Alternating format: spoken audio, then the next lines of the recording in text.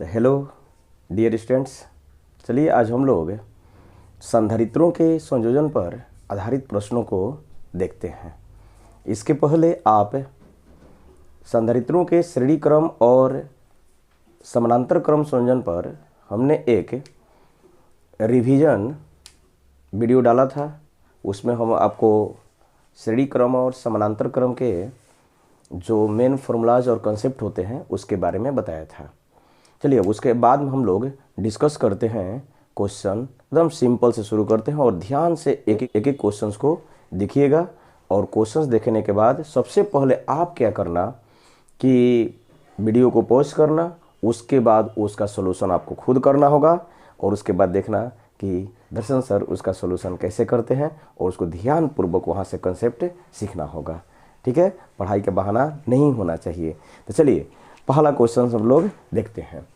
जैसे देखो, हम लोग क्वेश्चन में दे दिया कि समान धारिता C वाले 3 संधारित्रों को संयोजित करने के कितने तरीके हो सकते हैं, प्रत्येक तरीका में समतुल्य धारिता ज्ञात करें।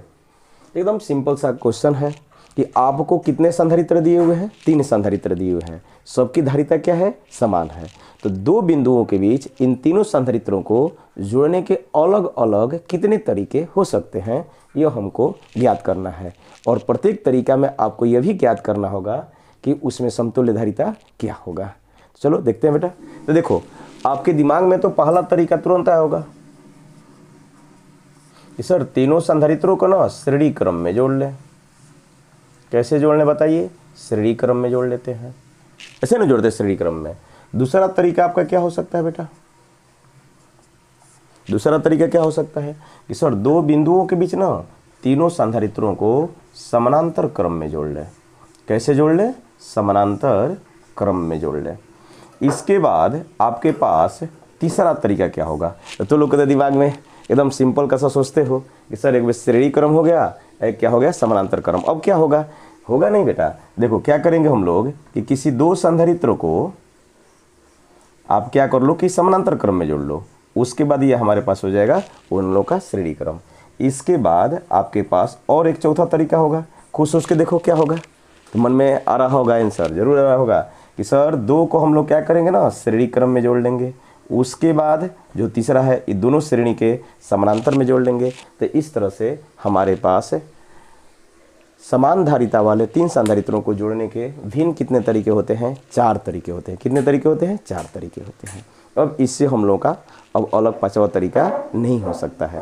तो चलो अब इसमें क्या कर लेते हैं कि हम लोग समतुल्य धारिता प्राप्त करते हैं। तो देखो इसका नाम लिख लेते हैं कुछ A और B। यहाँ पर भी तो हम लोगों को 2 ही बिंदु ना A B दिया था। तो देखिए यह क्या है, श्रेणी क्रम में है, सबकी धारिता कितनी है, C है। तो इसका समतुल्य कैसे निकाल लेंगे बताइए। तो हम लोग को इसका समतुल्य निकालने का तरीका सीरीज वाला पता है। सीरीज बराबर कितना हो जाता है, तो CS बराबर, तो देखो 1 2 3, अगर हम लोगों को C/n एक फॉर्मूला बताए थे कि अगर समान धारिता के आपको n संधारित्र दिए गए हैं तो उनकी धारिता निकालने का, समतुल्य धारिता निकालने का सबसे बेहतर तरीका कोई एक रख लो, C/n कर लो, ये होता है। तो बताइए Cn कितना है, 3। एक तो हमारे पास यह तरीका हो गया, इसको कुछ C1 कह लेते हैं। या दूसरा तरीका तो श्रेणी क्रम का यह भी होता है ना, सिंपल 1/CS बराबर 1/C plus 1/C plus 1/C। तो कितना हो जाएगा, 3/C। तो CS बराबर कितनी हो जाएगी, C/3। इसको कुछ C1 कर लिया, यानी पहला तरीका में कितना आया, C/3 आया। क्लियर। दूसरा तरीका क्या हो जाएगा सर, दूसरा में देखो क्या है, सब C दिया हुआ है, समानांतर क्रम में है। तो सर समानांतर क्रम में सिंपल जोड़ देते हैं। तो एक तो तरीका होगा n × C। अगर n समान संधारित्र दिए रहते हैं तो यहाँ पर n का मान कितना है, 3 है। तो आपका आंसर कितना होगा, 3C। इसको आप C2 भी कह सकते हो। या मेथड 2, इसको सिंपल से जोड़ सकते हो, CP बराबर C plus C plus C बराबर 3C। इसको कुछ C2 कर लेते हैं। ठीक है। इसके बाद अब यहाँ पर आइए, ये वाला खुद से पहले बना लिया होगा, बना लो, वीडियो पॉज करके बना लीजिए। ये देखिए यह C है, यह C है, यह C है। तो बेटा ऐसे प्रश्न में सबसे पहले हम लोग क्या करेंगे कि हम लोग देखेंगे C है तो पहले यह है समानांतर क्रम में, ये दोनों कैसे हैं, समानांतर में है, यह है समानांतर में, पैरेलल में है। तो पैरेलल में C क्या हो जाएगा बताओ, C + C बराबर 2C। तो इस तरह से हम डायग्राम को एक बार और बनाएंगे एक बार और बनाएंगे। तो क्या हो जाएगा, यहाँ पर बिंदु ए लिख दिए, यहाँ पर बिंदु बी लिख दिए। तो अब बताओ यह जो दोनों पॉइंट्स है ए, इसको कुछ पॉइंट मान लो, तो सी से क्या हो गया 2c, पैरेलल में सी से क्या हो जाएगा 2c हो जाएगा। इसके बाद यहाँ पर क्या है, यह c है। तो देखो 2c और c क्या हो गए श्रेणी क्रम में, और दोनों की धारिता अलग अलग है। तो इसके लिए हम तो लोगों को बताए थे, तो कुछ C3 हो जाएगा बेटा। देखो श्रेणी क्रम में अगर C1 C2 अलग अलग हैं तो दोनों के गुना बटा में जोड़, तो दोनों को गुना कर दो तो कितना हो जाएगा बेटा 2c गुना c, दोनों को जोड़ दो 2c प्लस c, तो कितनी हो जाएगी 2c स्क्वायर आ बटा में 3c। अब बताइए यहाँ से यह c से एक c कट गया तो आपको कितना बच गया, तो सिंपल सर बच गया 2c बटा में 3। ओके, अब यहाँ पर आइए, बताओ इसको भी अब कैसे सोचोगे कि यहाँ पर फिर देखेंगे कि ये जो दोनों सर संधारित्र हैं, ये जो दोनों संधारित्र हैं, देखो ये सब सी है, ये जो दोनों संधारित्र हैं, ये दोनों कैसे हैं पहले सोच लो। ये हमारे पास सर हैं, यह जो हमारे पास हैं यह सीरीज में है, तो सीरीज में हम लोग क्या करते हैं सी है तो c बटा में 2 हो जाएगा कि नहीं हो जाएगा। तो इस तरह से ये हो गया आपको c/2, यह आपका हो गया c। अब बताओ दोनों कैसे हैं, समानांतर क्रम में है, तो समानांतर क्रम में है तो इस तरह से C4 बराबर क्या हो जाएगा, समानांतर में सिंपल जुट जाता है, कन्फ्यूजन नहीं होना चाहिए, प्रतिरोध मत याद करने लगना, ठीक है ना। तो c प्लस c/2 तो कितनी हो जाएगी बेटा 3c बटा में 2, अरे कैसे 2 LCM ले लिया, 2c प्लस c 3c बटा में 2। क्लियर। तो आपने 4 भिन्न तरीकों से जोड़ा था और चारों में समतुल्य धारिता आपने ज्ञात कर लिया, किया कि नहीं किया। इस तरह का हम लोग का सिंपल सवाल था। लेकिन हाँ, इस क्वेश्चन के सॉल्यूशन से हम लोग को एक और बात पता चलता है। अगर हम आपसे पूछें कि इसमें सबसे अधिक समतुल्य धारिता किस संयोजन में प्राप्त हुआ था, जल्दी बताओ। तो आप देखो श्रेणी क्रम में कितने हैं c/3 है, समानांतर में कितनी है 3c है, और यह जो दो समानांतर के साथ सीरीज जोड़े थे तो वो कितना है 2c/3 है, और दो सीरीज के साथ एक समानांतर जोड़े थे तो वो कितना है 3c/2। इसका वैल्यू जरा गौर करके देख लो। c/3 का मतलब क्या होगा बताइए, तो c/3 का मतलब कितना होगा 0.33c कुछ। अब बताइए यहाँ पर 3c है, ठीक है ना, इसके बाद है 2 में 3 से बात है 0.66c, इसके बाद कितना होगा 1.5c। तो सबसे आपको महत्तम कब मिल रहा है, सबसे महत्तम कब मिला, तो बताओ यह समानांतर वाला सबसे महत्तम है कि नहीं है, यह सबसे महत्तम वैल्यू है। सबसे न्यूनतम क्या है, तो न्यूनतम में 0.33, श्रेणी क्रम में सबसे आपको न्यूनतम मिला कि ना मिला। इसके बाद उसके बाद क्या है, तो देखिए यह 3 वाला है, यह 3 वाला, और उसके बाद सबसे हम लोग का फिर है C4 है। तो आप यहाँ पर देख सकते हो कि सबसे आपको न्यूनतम धारिता कब मिला, जब आपने उसको श्रेणी क्रम में जोड़ा। आपको महत्तम कब मिला, जब आपने उसको कैसे जोड़ा, समानांतर क्रम में। तो यहाँ से यह क्वेश्चन, यह जो कंसेप्ट है, यह जो निष्कर्ष है वह दिमाग में रखना होगा, क्योंकि यह कंसेप्ट हम लोगों को काम आएगा क्वेश्चन बनाने में। तो देखिए कैसे,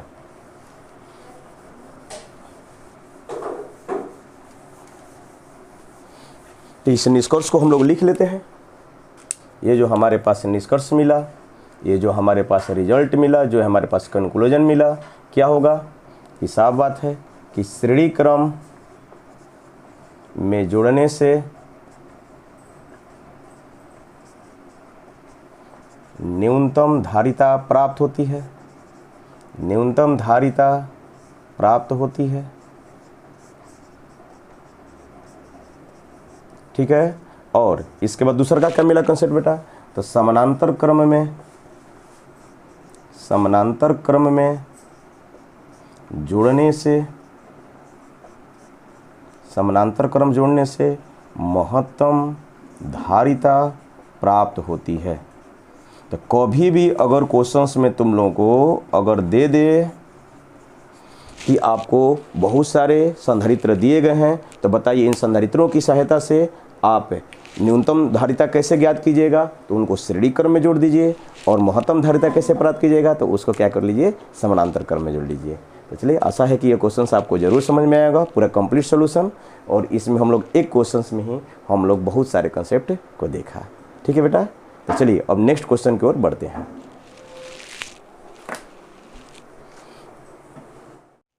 तो चलिए स्टूडेंट्स, अब हम लोग देखते हैं एक दूसरा सवाल। तो दूसरा हमारे पास क्वेश्चन यह है कि धारिता C2C तथा 3C, धारिता कितनी कितनी दी गई है, तो C2C तथा 3C वाले तीन संधारित्रों को संयोजित करने के कितने तरीके हो सकते हैं। तो दो बिंदुओं के बीच संयोजित करने के कितने तरीके हो सकते हैं, और प्रत्येक तरीका में आपको समतुल्य धारिता ज्ञात करनी है। तो बताइए, अब आपको यहाँ पर तीन संधारित्र तो दिए गए हैं, लेकिन उनकी धारिताएं क्या हैं, अलग अलग है। तो आप भी सोच रहे होंगे कि सर पिछले प्रश्न जैसा इसमें भी हम लोगों को चार तरीका होगा, ठीक है ना। तो देखते हैं कि कितने तरीके हो सकते हैं। पहले वीडियो पॉज करो और उसको खुद से आप सोचो। थोड़ा सा बेटा ब्रेन एक्सरसाइज जरूरी है। पहले छोटा छोटा क्वेश्चन से, किसी भी चीज़ को छोटा नहीं समझना चाहिए, छोटे छोटे से तो बड़ा चीज़ बनते हैं। पहला तरीका वे वन, पहला तरीका क्या हो जाएगा, तो सर सिंपल बात, तीनों को श्रेणी क्रम में जोड़ लेते हैं, वो तो सब जान रहा है। तीनों को क्या कर लिए, श्रेणी क्रम में जोड़ लिए। चलिए बात मानते हैं, तीनों को जोड़ लिए श्रेणी क्रम में, तो सी सी सी, तीनों को जोड़ लिए क्या, श्रेणी क्रम में। दूसरा तरीका क्या हो सकता है बता दो। तो देखो यहाँ पर तीनों को श्रेणी क्रम में, तो सी है, एक 2C है, क्या है 3C है। ओके, चलो C2C और 3C। दूसरा का हम लोग का तरीका क्या होगा कि सर तीनों को ही हम ना समानांतर में जोड़ लेते हैं, C2C और फिर कितना हो जाएगा 3C। फिर बताइए, अब अपने से सोचो तीसरा तरीका क्या होगा। जैसे हम पहले क्वेश्चन में बताए थे कि दो को पैरेलल में कर लीजिए और उसके साथ जो बचा हुआ है उसको सीरीज में। तो देखो दो को पैरेलल में, तो मान लो कि C और 2C को हमने पैरेलल कर लिया बेटा, इसके बाद 3C हमारा क्या हो गया, उनके सीरीज में। अब बताइए, अब यहाँ पर तो तीनों अलग अलग ना है, तो इसी में और तरीका हो जाएगा कि जो दो हम लोगों को पैरेलल में जो कर रहे हैं, एक को C कर लेते हैं, तो अब की बार 3C कर लेते हैं, तो ये हमारे पास हो जाएगा 2C। होगा कि नहीं होगा। फिर इसके बाद आप पांचवा तरीका बताओ, खुद सोचो। फिर दो पैरेलल में आएंगे, तो पैरेलल में अब की बार क्या होगा, C2C को C3C कर लिया, तो अब की बार बचा हुआ 2C और 3C, 2C और 3C आपने क्या कर लिया पैरेलल में। उसके बाद आप C को क्या कर लो, सीरीज में डाल दो। ठीक है, यह तरीका हो गया। इसके बाद आपके पास क्या तरीके हो सकते हैं, नहीं दो सीरीज और एक पैरेलल होला। तो देखिए, तो अब की बार यह तो हो गया 5 तरीका। तो छठा तरीका क्या हो जाएगा बेटा, तो सोचो दो को कर लेते हैं किसी को सीरीज में, तो C और 2C को हमने सीरीज में कर लिया, इसके साथ जो बचा हुआ 3C पैरेलल है। इसी तरह से बताइए कि सातवां तरीका क्या हो जाएगा, बताओ किसको किसको सीरीज में कर लें सर, तो सर C और 3C को कर लीजिए, 2C क्या हो जाएगा पैरेलल में। इसके बाद आपका लास्ट और 8वां तरीका वो क्या हो जाएगा बेटा बता दीजिए। तो जो हमारे पास सर है 2C और 3C को अब क्या कर लीजिए आप सीरीज में कर लो, और इसके बाद जो हमारा C है उनके पैरेलल में। तो इस तरह से अगर आपको तीन संधारित्र दे, तीनों की धारिताएं अलग अलग है, तो उस केस में हम लोगों को उसको दो बिंदुओं को भी जोड़ने के भिन्न 8 तरीके होते हैं। कितने तरीके होते हैं, 8 तरीके। और प्रत्येक में आप समतुल्य धारिता ज्ञात कर सकते हो कि नहीं ज्ञात कर सकते हो। यस, ट्राई कीजिए, और ट्राई करके बेटा सब एक एक आंसर को मिलाना, खुद से प्रयास करना जरूरी है। ठीक है ना, पहले छोटा छोटा क्वेश्चन करना सीख लो, तब ना तुमको स्पीड में आएगा। ठीक है ना, छोटे छोटे क्वेश्चन से स्पीड आती है, लेकिन बड़ा क्वेश्चन पर नहीं कूदना चाहिए। ठीक है ना, हमारे PM का बात कुछ और है, वो कुछ भी कह सकते हैं कि पहले हार्ड क्वेश्चंस बनाओ, लेकिन बेटा पहले छोटा सा शुरुआत करना चाहिए ताकि कॉन्फिडेंस आए, फिर इसके बाद हम लोग बड़ा वाला तोड़ सकते हैं। तो आते हैं, तो देखिए इसके बाद C2 C3C यह क्या है, तो A और B यहाँ पर मान लेते हैं। तो तीनों क्या है, श्रेणी क्रम में है, तो तीनों श्रेणी क्रम में है बेटा, तो क्या होगा अलग अलग है, तो CS बराबर C/N का सूत्र नहीं लगेगा। तो क्या करेंगे 1/CS बराबर 1/C plus 1/2C plus 1/3C। अब बताइए इनका एलसीएम कितना हो जाएगा, तो C2C 3C है, तो एलसीएम कर लेते हैं 6C, हो जाएगा कि नहीं हो जाएगा। तो इस तरह से हो जाएगा 6 + 3 + 2, तो बताओ 6 3 9 2 11, 11 बटा में 6C। तो इस तरह से बेटा CS बराबर 1/CS बराबर आ गया 11/6C। तो CS पलट दो, CS बराबर कितना हो जाएगा 6C बटा में 11, आया कि नहीं आया। तो इसको हम कुछ C1 मान लिए थे। चलो ठीक है, पहला तरीका का हो गया। इसके बाद यह तो हम लोगों का समानांतर में है, तो ये तो हल हुआ है एकदम। ये सिंपल क्या किया था, सर जोड़ देते हैं, तो CP बराबर क्या हो गया बेटा C + 2C + 3C। तो कितनी हो जाएगी 3 2 5 6C। ठीक है ना, सबसे महत्वपूर्ण रिजल्ट ही देता है। इसके बाद यहाँ पर आओ C और 2C क्या हो गए पैरेलल में, तो पैरेलल में हो गए तो इसको पहले जोड़ लेंगे, तो C2C क्या हो जाएगा 3C, फिर यह कितना होगा 3c पहले से था, अरे c या 2c पैरेलल में है, तो पैरेलल में है तो सिंपल जोड़ दो, तो कितना हो जाएगा, तो 3c या 3c सीरीज में आ गए। तो बताइए तीसरा का तरीका क्या होगा बेटा, दोनों के गुना अब बटा में जोड़, या दोनों अगर समान धारिता के है 3c तो संख्या में 2 है तो 3c/2 डायरेक्ट कर लो, या दोनों गुना करके जोड़ देखो ना, 3 3 के 9 c² बटा में 3 3 6, ठीक है ना, तो आराम से आ जाएगा। इसके बाद आ जाओ इसमें, तो बताओ c और 3c क्या है, पैरेलल में है, या पैरेलल में है कि नहीं है, तो c 3c क्या हो गए 4c, इसके साथ 2c क्या हो गया हम लोगों को सीरीज में आ गया, तो कितनी हो जाएगी, दोनों को गुना, चौथा तरीके में क्या हो जाएगा, दोनों गुना करो 4c × 2c, जोड़ हो जाएगा 4 और 2 6, तो इस तरह से c कटा और इसके बाद द्वितीय 6, तो आपको कितना बच गया बता दीजिए, तो सर हो गया 4c/3, ठीक है ना, जगह कम है तो उसमें एडजस्ट कर लो, ठीक है ना।